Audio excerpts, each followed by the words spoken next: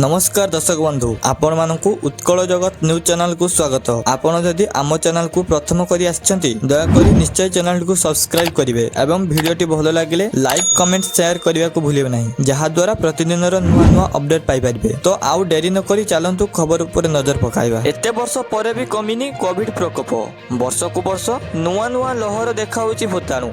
एबे पुणी थरे नुआ रूप नहीं कोविड भाइरस व्यापुथिबा आसीची सूचना। ब्लूमबर्ग रिपोर्ट रे ए नहीं खुलासा करिसेंती। रिपोर्ट रे कहा जायछि कि हांगकांग और सिंगापुर स्वास्थ्य अधिकारी माने एशियार किछि अंश रे एक नुआ भारिएंट व्यापिबा सहित कोविड-19 मामला वृद्धि पाइबा विषय रे सतर्क कराइछंती।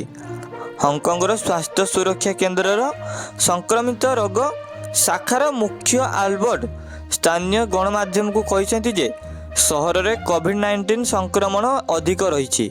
गत वर्ष ठारू कोविड-19 पाई पॉजिटिव होइतिबा श्वासक्रिया नमूना संख्या सर्वाधिक थिला। गुरुतर मामला और मृत्यु संख्या शीर्ष स्तर रे पहुंची। मे 3 पर्यंत सप्ताह रे 31 टी गुरुतर मामला चिन्हट होइछि।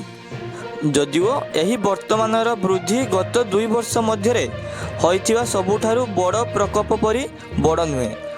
अन्यान्य सूचक गुड़िक दर्शाउछि जे भाइरस व्यापिबार लागिछि। नर्दमा पानी रे कोविड-19 भाइरस चिन्हट होइछि।